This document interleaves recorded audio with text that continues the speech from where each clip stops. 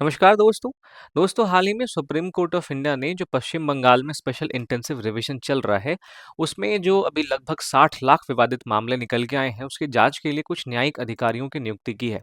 अब ये कदम इसलिए उठाया गया है ताकि चुनावी प्रक्रिया की विश्वसनीयता को हमारे देश में बनाए रखा जा सके और जो मतदाता सूची है, उसमें भी सत्यता को बनाए रखा जा सके।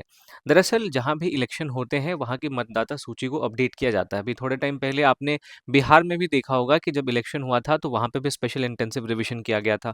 फिर अभी बंगाल में स्पेशल इंटेंसिव रिवीजन किया जा रहा है। तो आज के सेशन में हम इसे स्पेशल इंटेंसिव रिवीजन के संवैधानिक पहलू के बारे में बात करेंगे कि आखिरकार ये जो संवैधानिक इसके बैकग्राउंड है कि चुनाव आयोग को कौन-सा संविधान का अनुच्छेद इस बात की पावर देता है कि वो मतदाता सूची का रिवीजन कर सके। इसके अलावा हम इस स्पेशल इंटेंसिव रिवीजन एसआईआर के जो विवाद है उसके बारे में भी बात करेंगे, इसकी प्रक्रिया के बारे में बात करेंगे, इसके चरण के बारे में बात करेंगे और इस प्रक्रिया से जो विवाद उत्पन्न हुआ है, इस विवाद के पीछे कौन-कौन से कारण हैं और इस विवाद से हमें क्या संदेश मिलता है, हम इन सारे पहलुओं पे आज चर्चा करने वाले हैं। तो आई एम योर दोस्त Rahul Sharma and I welcome you all to Rahul Sharma education. सबसे पहले दोस्तों हम समझते हैं कि स्पेशल इंटेंसिव रिवीजन क्या है, लेकिन उससे पहले अगर आपने वीडियो को लाइक नहीं किया है, तो लाइक कर दीजिए। अगर आपने चैनल को सब्सक्राइब नहीं किया है, तो सब्सक्राइब कर लीजिए। दोस्तों एसआईआर यानी स्पेशल इंटेंसिव रिवीजन एक व्यापक प्रक्रिया है जिसको इलेक्शन कमीशन ऑफ इंडिया यानी चुनाव आयोग के द्वारा संचालित किया जाता है। इस प्रक्रिया का उद्देश्य है मतदाता सूची की सटीकता को बनाए रखना और इसके लिए वो डुप्लीकेट नामों को हटाती है, जो अयोग्य नाम है उनको हटाती है। कहने का मतलब कि बहुत सारे ऐसे नाम होते हैं जो जिनकी मृत्यु हो चुकी है लेकिन उसके बावजूद वो मतदाता सूची में शामिल है, तो उनको हटाना। फिर जो नए योग्य मतदाता हैं उनको शामिल करना, क्योंकि आप देखें भारत में युवाओं की आबादी काफ़ी ज़्यादा है। तो हर साल आप देखेंगे कि 18 वर्ष से जो 18 वर्ष या उससे ज़्यादा उम्र के लोग हैं उनकी संख्या में बढ़ोतरी हो रही है। तो इन सारे लोगों को मतदाता सूची में शामिल करना ये चुनाव आयोग की ज़िम्मेदारी हो जाती है। क्योंकि हमारे देश में आपको सार्वभौमिक वयस्क मताधिकार यानी यूनिवर्सल अडल्ट फ्रैंचाइज़ देखने को मिलेगा, जिसमें 18 वर्ष या उससे ज़्यादा की उम्र के सभी व्यक्तियों को वोट देने का अधिकार मिल जाता है। तो जो भी नए योग्य मतदाता उभर के आते हैं उनको इस मतदाता सूची में शामिल करना इस स्पेशल इंटेंसिव रिवीजन का उद्देश्य है। और जो लोकतांत्रिक चुनाव हमारे देश में होते हैं उनकी विश्वसनीयता को बनाए रखना और उनकी में पारदर्शिता को सुनिश्चित करना भी इस रिवीजन का उद्देश्य है। आपको पता होना चाहिए कि भारत में केवल वही नागरिक मतदान कर सकते हैं जिनका नाम मतदाता सूची में दर्ज हो। यानी कि अगर आपकी उम्र 18 वर्ष है लेकिन अगर आपने मतदाता सूची में अपने नाम को अंकित नहीं करवाया है, तो आप वोट नहीं दे सकते। आपको वोट देने के लिए मतदाता सूची में पंजीकृत होना बहुत ज़रूरी है। तो ये दोस्तों हमने स्पेशल इंटेंसिव रिवीजन के बारे में समझा। अब इस प्रक्रिया में कई सारे चरणों का इस्तेमाल किया जाता है। जैसे सबसे पहले जो मौजूदा मतदाता हैं, उसमें उनके अभिलेखों का सत्यापन किया जाता है। उनके जो डॉक्यूमेंट्स होते हैं, उन डॉक्यूमेंट्स को रिव्यू किया जाता है कि इन डॉक्यूमेंट्स में जो भी सूचना है, वो पहले की मतदाता सूची से मेल खा रहे हैं कि नहीं खा रहे हैं। फिर डेटा में जो भी असंगति होती है उसकी पहचान की जाती है। जो नए पात्र मतदाता हैं उनका पंजीकरण किया जाता है।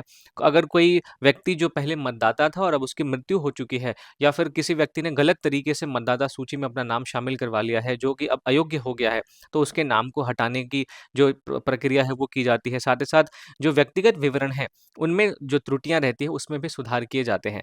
तो इस प्रक्रिया में आपको 2 ऑफिसर्स बहुत महत्वपूर्ण भूमिका निभाते हुए दिखते हैं, जिसमें पहला इलेक्टोरल रजिस्ट्रेशन ऑफिसर होता है जो कि मतदाता सूची के निर्माण के लिए जिम्मेदार होता है और इसकी मदद के लिए एक असिस्टेंट इलेक्टोरल रजिस्ट्रेशन ऑफिसर होता है। तो ये दोनों ऑफिसर होते हैं जो कि इस पूरे एसआईआर की प्रक्रिया में महत्वपूर्ण भूमिका निभाते हैं। अब बंगाल में जो एसआईआर हो रहा है इसमें 2 प्रमुख मामलों की वजह से आपको विवाद देखने को मिला। सबसे पहला आपको लॉजिकल डिस्क्रिपेंसीज देखने को मिली। कहने का मतलब जो मतदाता का आयु है, मतदाता का जो पता है या उनकी जो पहचान है, उनसे संबंधित जो भी विवरण है वो आधिकारिक अभिलेखों से मेल नहीं खा पाते। जिन अभिलेखों के आधार पर किसी भी व्यक्ति को मतदाता सूची में शामिल किया जाता है, उन अभिलेखों में जो मतदाता का आयु है, उनका उनका पता है या उनकी पहचान से संबंधित इन्फॉर्मेशन है, वो मतदाता से के आधिकारिक अभिलेखों से मेल नहीं खाते हैं। तो पहला विवाद तो इस मामले की वजह से हुआ है।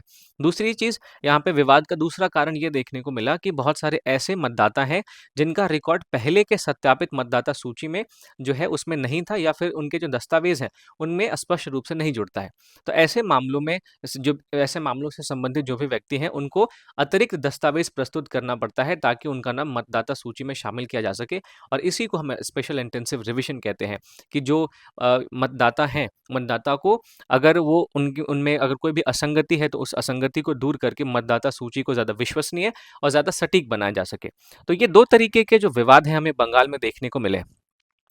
फिर इसमें अब सर्वोच्च न्यायालय का हालिया हस्तक्षेप भी हमें देखने को मिला। दरअसल 20 फरवरी 2026 को न्यायालय ने संविधान के अनुच्छेद 142 के अंतर्गत अपने विशेष अधिकारों का उपयोग किया और इसका उद्देश्य ये था कि जो भी मतदाता सूची में संशोधन की प्रक्रिया चल रही थी, उसको समय पर पूरा करना, क्योंकि जो 60 लाख विवाद आपको देखने को मिलेंगे, ये बहुत ज़्यादा होते हैं और इन विवादों की वजह से इस एसआईआर की प्रक्रिया में बहुत ज़्यादा देरी हो रही थी और चुनाव से पहले इस प्रक्रिया को पूरा करना अत्यंत आवश्यक था। इसलिए सर्वोच्च न्यायालय का ये जो हालिया हस्तक्षेप है हमें देखने को मिला है। अब सर्वोच्च न्यायालय ने कई सारे निर्देश दिए हैं। उन्होंने कहा कि जो विवादित मामले हैं उनकी जांच के लिए न्यायिक अधिकारियों की नियुक्ति की जाएगी। प्रारंभ में आप देखें तो पश्चिम बंगाल से अधिकारियों को लिया गया था, लेकिन चूंकि मामले बहुत ज्यादा हैं, इसलिए बाद में ओडिशा और झारखंड से आप देखें तो अतिरिक्त अधिकारी भी नियुक्त किए गए थे और इसकी वजह से जो लंबित मामलों की संख्या है वो उसको कम किया गया और जो लंबित मामलों की संख्या बहुत ज्यादा है उसकी वजह से भी इस प्रक्रिया को तेज किया गया है, जिसमें सर्वोच्च न्यायालय का आपको हालिया हस्तक्षेप देखने को मिलेगा। तो चुनाव आयोग और राज्य सरकार के बीच में इस पूरे मामले को लेकर कई बार हमें विवाद देखने को मिला है। दरअसल चुनाव आयोग का पक्ष ये है कि राज्य सरकार ने ग्रुप ए स्तर के अधिकारी जो कि एसडीओ या एसडीएम होते हैं उनको उपलब्ध नहीं करवाया। इसके बजाय राज्य सरकार ने ग्रुप बी और ग्रुप सी क्लास के अधिकारियों को नियुक्त किया।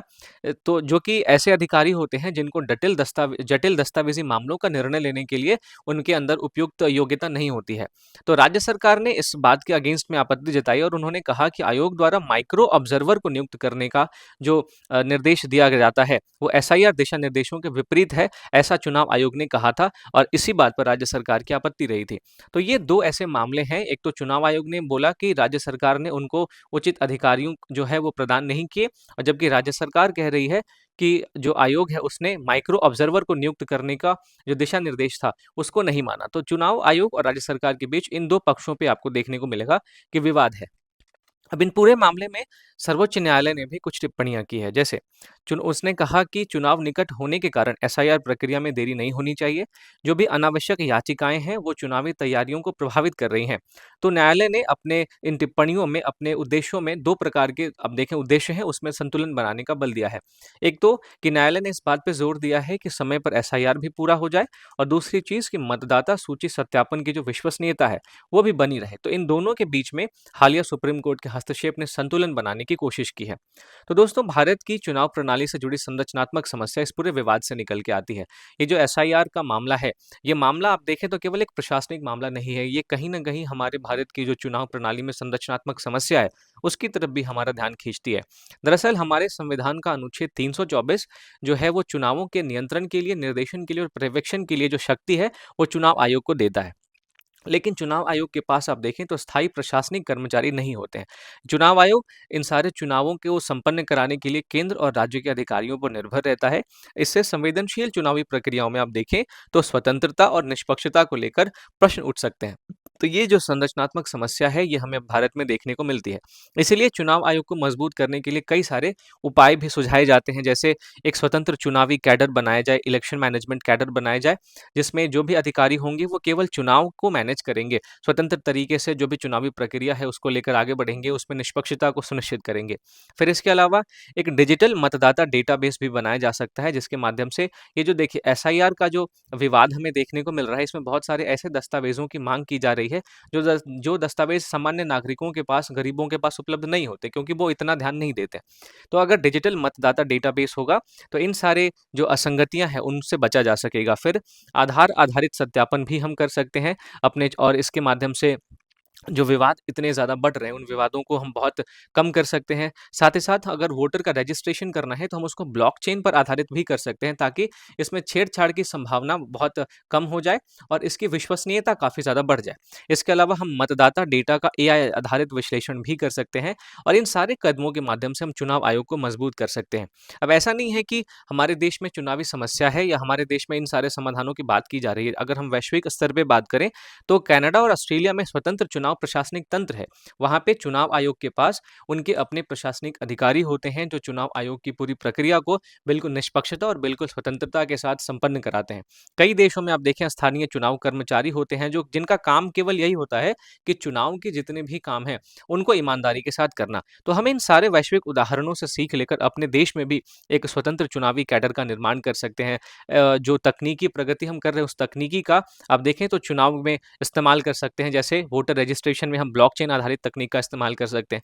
तो इन सारे उपायों के माध्यम से हम अपने देश के चुनाव आयोग को और भी ज़्यादा मजबूत कर सकते हैं।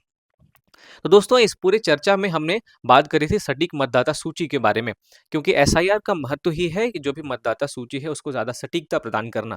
तो आखिरकार सटीक सटीक मतदाता सूची का महत्व क्या है? तो अगर देखिए मतदाता सूची अगर गलत है, तो इससे जो योग्य मतदाता होते हैं वो मतदान से वंचित हो सकते हैं। और मैंने आपको बताया है कि लोकतंत्र में जो सबसे महत्वपूर्ण प्रक्रिया है वो है मतदान, क्योंकि इसी के माध्यम से लोग अपने ऊपर कौन शासन करेगा अपने शासक को चुनते हैं, है ना? फिर इसके अलावा अगर मतदाता सूची गलत रहेगी तो जो अयोग्य व्यक्ति हैं वो भी मतदान कर सकते हैं और इसकी वजह से जो चुनाव है उन पर लोगों का विश्वास कम हो सकता है, चुनावी मुकदमे बढ़ सकते हैं, चुनावी विवाद बढ़ सकते हैं और ऑलरेडी हमारे देश में न्यायपालिका में बहुत सारे ऐसे मामले हैं जो पेंडिंग है, लाखों केसेस पेंडिंग है और इसके संबंध में अभी आपने देखा होगा एनसीईआरटी वाला विवाद भी कि एनसीईआरटी ने अपने एक चैप्टर में न्यायालय में लंबित मामलों के बारे में कुछ इन्फॉर्मेशन दिया था, तो उस पे सुप्रीम कोर्ट का ये डिसीजन आया कि ये जो है वो न्यायपालिका की स्वतंत्रता को नुकसान पहुंचा रहा है, न्यायपालिका की छवि को नुकसान पहुंचा रहा है, इसलिए एनसीईआरटी ने फिर उस पूरे चैप्टर को हटा दिया था पब्लिक डोमेन से। तो ये जो कई सारी अब देखिए बातें हैं जो एक गलत मतदाता सूची से निकल के आती है, तो ये जो बातें हैं ये कहीं न कहीं हमारे देश में चुनावी प्रक्रिया की विश्वसनीयता पर चोट करती है। कहीं न कहीं ये सारे जो अयोग्य मतदाता का मतदान देना ये या फिर चुनावों पर विश्वास कम हो जाना, ये हमारे देश में लोकतंत्र के लिए ही खतरा पैदा कर सकता है। तो इन सारी बातों के मद्देनज़र हमें इस बात की ज़रूरत महसूस होती है कि नियमित स्तर पर जो है मतदाता सूची का रिविज़न किया जाए, पुनरीक्षण किया जाए। तो दोस्तों, इस पूरी चर्चा के आधार पर हम निष्कर्षतः ये कह सकते हैं कि जो स्पेशल इंटेंसिव रिविजन है, एसआईआर है, वो केवल एक प्रशासनिक प्रक्रिया नहीं है, बल्कि हमारे देश में लोकतांत्रिक वैधता का आधार है। पश्चिम बंगाल में ये जो घटना अभी हम देख रहे हैं कि बहुत सारे मामले हैं, विवादित हैं, 60 लाख से ज़्यादा विवादित मामले हैं। ये घटना ये दिखाती है कि भारत में चुनावी संस्थाओं को ज़्यादा स्वतंत्र, तकनीकी रूप से ज़्यादा सक्षम और प्रशासनिक रूप से मजबूत बनाने की ज़रूरत है, ताकि हमारे देश में जो चुनाव प्रक्रिया है, उस पर जनता का विश्वास बना रहे। तो ये दोस्तों हमने एसआईआर के बारे में बात करी। एसआईआर से संबंधित क्या-क्या चुनौतियाँ हैं, उसके बारे में बात करी। मैं उम्मीद करता हूँ कि आपको चीज़ें समझ में आई होंगी। अगर आपने इस सेशन को ध्यान से सुना है, तो आप इस मेंस के प्रैक्टिस क्वेश्चन का आंसर लिखकर मेरे आंसर राइटिंग वाले ग्रुप में पोस्ट कर सकते हैं, जिसका लिंक आपको डिस्क्रिप्शन में मिल जाएगा। साथ ही साथ इस पूरी चर्चा के आधार पे आप इस यूपीएससी के प्रीलिम्स एमसीक्यू को भी सॉल्व कर सकते हैं। सवाल है कि भारत में स्पेशल इंटेंसिव रिवीजन के संदर्भ में निम्नलिखित कथनों पर विचार कीजिए। पहला, यह प्रक्रिया इलेक्शन कमीशन ऑफ इंडिया के द्वारा मतदाता सूची को अद्यतन यानी अपडेट और सत्यापित करने के लिए की जाती है, तो ये बिल्कुल सही बात है। इस प्रक्रिया के अंतर्गत केवल नए मतदाताओं का पंजीकरण किया जाता है, जबकि मृत या अयोग्य मतदाताओं का नाम हटाना इसका उद्देश्य नहीं होता। तो मैंने आपको बताया था कि एसआईआर का जो मुख्य उद्देश्य होता है, वो ना केवल नए मतदाताओं को शामिल करना, बल्कि जो अयोग्य मतदाता हैं उनको मतदाता सूची से बाहर करना भी होता है। तो ये जो स्टेटमेंट है वो बिल्कुल गलत है। तीसरा है article 324 of the Indian constitution of India. इसके अंतर्गत चुनाव आयोग को मतदाता सूची के पर्यवेक्षण और नियंत्रण की संवैधानिक जिम्मेदारी प्राप्त है। तो ये बिल्कुल सही है कि एसआईआर को कराने की जो शक्ति है वो चुनाव आयोग को अनुच्छेद 324 से मिलती है। फिर तो ये बिल्कुल सही है। चौथा है एसआईआर के दौरान पाए जाने वाले अनमैप्ड केसेस वे मामले होते हैं जिनमें मतदाता का रिकॉर्ड पूर्व सत्यापित मतदाता डेटा से स्पष्ट रूप से नहीं जुड़ पाता है, जो कि बंगाल के केस में हमें देखने को मिला। तो ये भी स्टेटमेंट सही है। तो आपसे पूछा गया है कि उपरोक्त में से कौन से कथन सही नहीं है? तो मैंने आपको बताया था केवल दूसरा जो स्टेटमेंट था वो गलत था, बाकी पहला सही था, दूसरा सही, तीसरा सही था और चौथा सही था। तो जो आपका ऑप्शन हो जाएगा वो सही हो जाएगा कि ऑप्शन नंबर बी केवल 2 यही सही नहीं है, बाकी 3 के 3 स्टेटमेंट जो है वो सही है। तो ये दोस्तों आज का हमारा सेशन था। इसके पीडीएफ के लिए आप मेरे Telegram channel Rahul Sharma current affairs को ज्वाइन कर सकते हैं। साथ ही साथ दोस्तों जाने से पहले एक बार फिर से आपको याद दिला दूं, मेरे वीडियो को लाइक आप करना ना भूलें। चैनल को आपने सब्सक्राइब नहीं किया है तो सब्सक्राइब करना ना भूलें और अपने दोस्तों को भी शेयर करें। तो मिलता हूँ आपसे अगली वीडियो में, तब तक के लिए थैंक यू फॉर वॉचिंग।